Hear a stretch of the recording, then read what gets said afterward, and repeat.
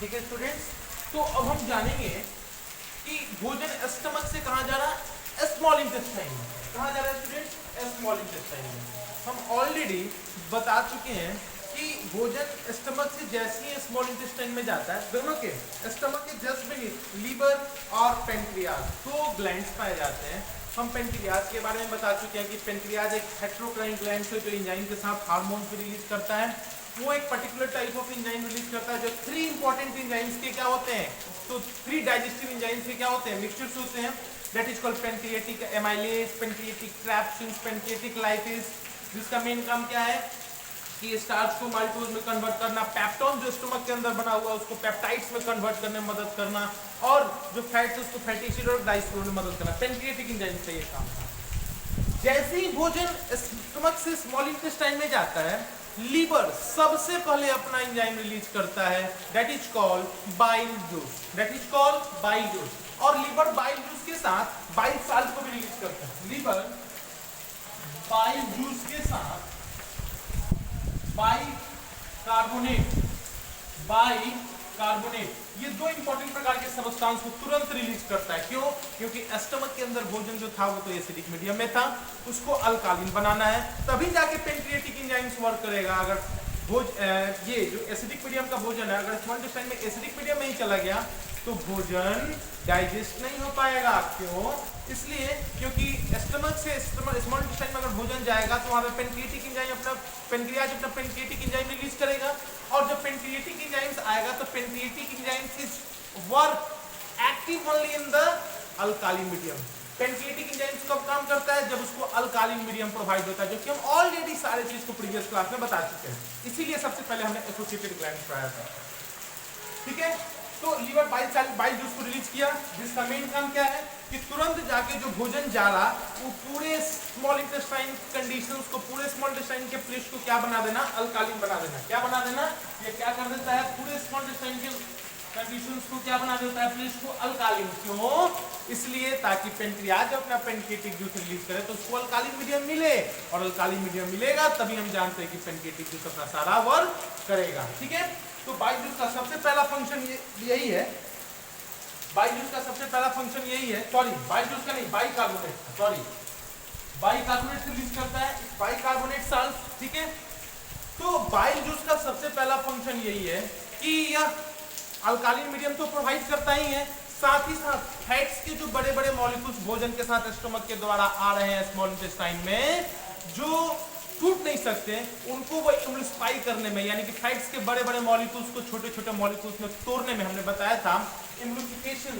यहाँ पे देखिए हमने लिखा हुआ है एम्प्लीफिकेशन। एम्प्लीफिकेशन का अर्थ होता है breaking down of fat molecules into smallest globules. ठीक है, फैट्स के बड़े बड़े ड्रॉपलेट्स को जो हम स्मॉलेस्ट ड्रॉपलेट्स में, छोटे छोटे ड्रॉपलेट्स में क्या करते हैं, कन्वर्ट्स करते हैं, तोड़ते हैं, तो that's the process is known as क्या, एम्प्लीफिकेशन ऑफ फैट। ठीक है, तो बाइल साल्ट का यही काम है कि वह क्या करता है कि सबसे पहले ये तो एसिडिक अल्कालिन मीडियम तो प्रोवाइड किया ही, साथ ही साथ वो फैट्स के बड़े बड़े ड्रॉपलेट्स को छोटे छोटे ड्रॉपलेट्स में तोड़ने में, कन्वर्ट करने में मदद करता है। अब भोजन का जो मीडियम हुआ वो किस मीडियम में आ गया, अल्कालिन मीडियम में। किस मीडियम में? अल्कालिन मीडियम में आ गया। अब होगा क्या कि भोजन आ गया स्मॉल इंटेस्टाइन में, तो तुरंत पेंक्रियाज अपना पेंक्रियाटिक जूस रिलीज करेगा। कौन? Pancreas.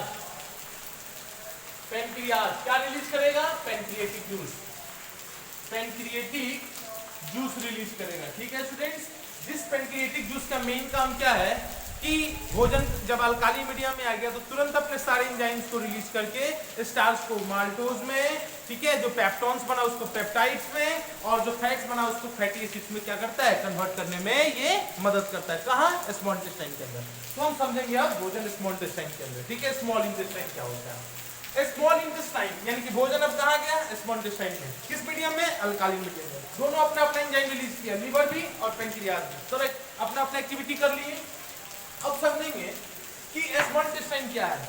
It is the largest part of the alimentary canal. Human alimentary canal का सबसे लार्जेस्ट पार्ट पूछे, नॉट ग्लैंड। अगर ग्लैंड पूछेगा तो लीवर जो होता है human body, human alimentary canal का सबसे लार्जेस्ट ग्लैंड होता है, और अगर पार्ट पूछेगा तो स्मॉल इंटेस्टाइन जो होता है वो सबसे लार्जेस्ट पार्ट होता है। किसका? ह्यूमन एलिमेंट्री कैनाल का।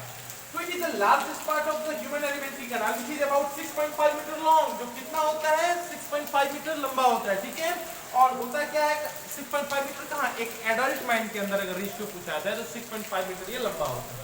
और होता क्या है स्मॉल इंटेस्टाइन के अंदर, तो complete digestion of nutrients will be takes place, यानी कि foods will be takes place. यहाँ पे सभी भोजन, स्टार्च, फैट्स, प्रोटीन्स, जितने भी टाइप्स के न्यूट्रिएंट्स हैं सारे कंप्लीटली रूप से कहाँ टूट जाते हैं, स्मॉल इंटेस्टाइन के अंदर, ठीक है। यानी कि small intestine is that's the parts of alimentary canal which is about 6.5 meter long. It is the largest parts of the human alimentary canal where complete digestion of foods will be takes place. ठीक है, भोजन यहाँ पे complete रूप से digest हो जाता है। अब स्टूडेंट्स हम उस कंडीशन में आपको बता रहे थे कि ये स्मॉल इंटेस्टाइन जो है which is not a single part, yeah, it is a combination of 3 different parts, ठीक है, that is called duodenum, jejunum और ileum, ठीक है। स्मॉल इंटेस्टाइन भी डिवाइडेड 3 डिफरेंट पार्ट्स में, कौन कौन में, ड्यूडेनम में, जेनम में और इलम में। क्या होता है ड्यूडेनम, ड्यूडेनम के बारे में समझेंगे क्या होता है ड्यूडेनम। तो स्मॉल इंटेस्टाइन का जो सबसे पहला पार्ट होता है, फर्स्ट स्टार्टिंग पार्ट होता है, दैट इज कॉल्ड ड्यूडेनम। अगर बात की जाए तो स्मॉल इंटेस्टाइन के अंदर ड्यूडेनम ही वो पार्ट होता है जहां पर कंप्लीट डाइजेशन होता है। हम बहुत जानते हैं ना कि small intestine is that some parts where complete digestion of food will be takes place, but small intestine के अंदर कहाँ, तो duodenum which is the starting parts of that small intestine where complete digestion of foods will take place. तो याद रखिएगा duodenum, small intestine से अच्छा रहना होगा कि आप ड्यूडेनम बोलिए कि duodenum is the that parts of alimentary canal या small intestine where complete digestion of foods will be take place, ठीक है। This is the starting parts of the small intestine, middle parts of the small intestine, जो कि यहाँ से undigested food निकलता है। फिर लास्ट क्या हो गया, इलम, जो कि हम आपको बता चुके हैं कि इलम ग्लैंड्स के बारे में, जो स्मॉल इंटेस्टाइन का वाल अपने अंदर कंसिस्ट रखता है, क्यों, ताकि ये स्पेशल प्रकार के सब्सटेंस को प्रिपेयर करता है। इरैप्सिन, जो हम पहले ही बता चुके हैं, इरैप्सिन क्या बनाता है ये इलम ग्लैंड्स, इरैप्सिन, इरैप्सिन जिसका मेन काम क्या है कि जो बचे हुए न्यूट्रिएंट्स हैं उनको उनके स्मॉलेस्ट फॉर्म में कन्वर्ट करने में क्या करता है, मदद करता है। प्रोटीन को सिंपलेस्ट फॉर्म, इससे सिंपलेस्ट फॉर्म नहीं होता, एमिनो एसिड्स में, फैट को उससे सिंपलेस्ट फॉर्म, फैटी एसिड और ग्लाइसरीन में, ठीक है। जो पेप्टाइड्स बचा, मतलब कि यानी पेप्टाइड्स को ही एमिनो एसिड को कन्वर्ट करता है। जो स्टार्च बचा यानी कि माल्टोज, स्टार्च बता उसको माल्टोज में क्या करता है, कंप्लीट रूप से कन्वर्ट करता है। लैक्टोज को ग्लैक्टोज में कन्वर्ट, यानी कंप्लीट डाइजेशन हो जाता है स्मॉल इंटेस्टाइन के अंदर, ठीक है। लेकिन अगर स्मॉल इंटेस्टाइन को कोई कंप्लीट डाइजेशन करने में मदद करता है तो ये लास्ट में ये 3 उसके इंपॉर्टेंट पार्ट्स, ठीक है। अब हमने लिखा है क्या कि जो बाइल होते हैं, बाइल और पैनक्रियाटिक जूस, ये हमारे ड्यूडेनम में, स्मॉल इंटेस्टाइन के अंदर, ड्यूडेनम में, स्मॉल इंटेस्टाइन के अंदर ड्यूडेनम में अगर क्या होता है, स्मॉल इंटेस्टाइन का जो सबसे पहला पार्ट ड्यूडेनम है उसमें अगर इन करते हैं तो किसकी मदद से, एक हेप्टोपैनक्रियाटिक डक्ट की मदद से, किसकी मदद से, एक हेप्टोपैनक्रियाटिक डक्ट, यहाँ पे लिखे हुए हैं HEPATOPNCR, पैनक्रियाटिक डक्ट। हेप्टोपैनक्रियाटिक, अगर आपसे कोई पूछे, बहुत इंटरेस्टिंग वर्ड है, याद रखिएगा, हेप्टोपैनक्रियाटिक डक्ट, जो कि आपको हो सके कि नहीं मिला हो, आपको बताते चले कि बाइल समझना चाहिए कि बाइल जूस और पैनक्रियाटिक जूस कैसे हमारे स्मॉल इंटेस्टाइन में प्रोड्यूस कर जाते हैं, इन कर जाते हैं, वो भी स्मॉल इंटेस्टाइन में कहाँ, तो ड्यूडेनम में। तो ये दोनों अगर हमारे ड्यूडेनम में इन करते हैं तो किसकी मदद से, एक special type of duct, that duct is known as hepatopancreatic duct, जिसकी मदद से ये दोनों क्या होते हैं, एंजाइम्स हमारे बॉडी के अंदर, स्मॉल इंटेस्टाइन के अंदर ड्यूडेनम में इन करते हैं। और इस प्रोसेस को क्या बोलते हैं, एम्प्लीफिकेशन ऑफ फैट्स। फैट्स के बड़े बड़े मॉलिक्यूल्स हमारे स्मॉल इंटेस्टाइन के वाल में ऐसा कुछ खास पाया नहीं जाता जिससे क्या किया जा सके, फैट्स के बड़े बड़े मॉलिक्यूल्स को तोड़ा जा सके। तो बाइल सबसे अधिक मदद करता है क्या करने को, फैट्स के बड़े बड़े मॉलिक्यूल्स को छोटे छोटे मॉलिक्यूल्स में कन्वर्ट करने में। तो फैट्स के जब बड़े बड़े मॉलिक्यूल छोटे छोटे मॉलिक्यूल सिंपलेस्ट फॉर्म में क्या होते हैं, टूटते हैं, तो that's the process is known as क्या, amplification of fats.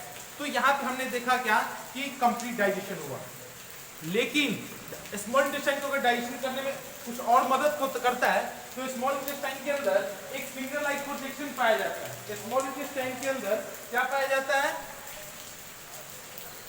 Small intestine के अंदर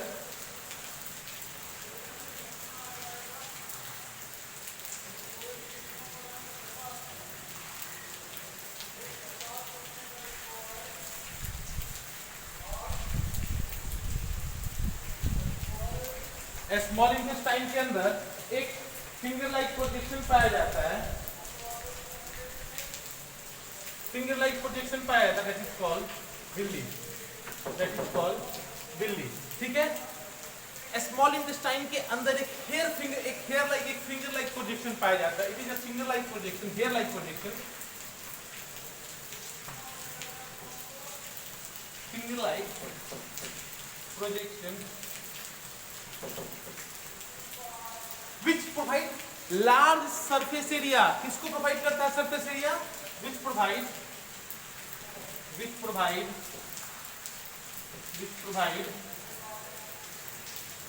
large surface area, which provide large surface area। क्यों लार्ज सरफेस एरिया प्रोवाइड करता है?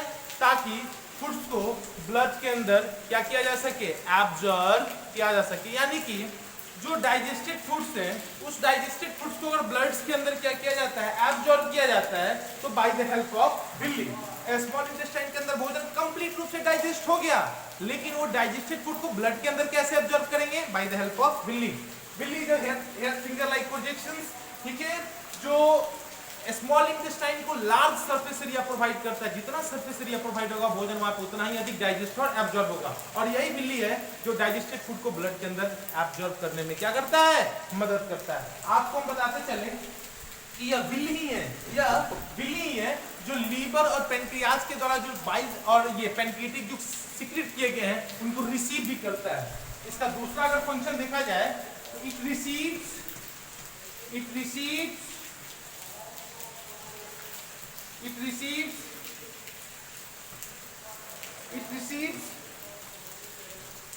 bile and pancreatic juice which is secreted by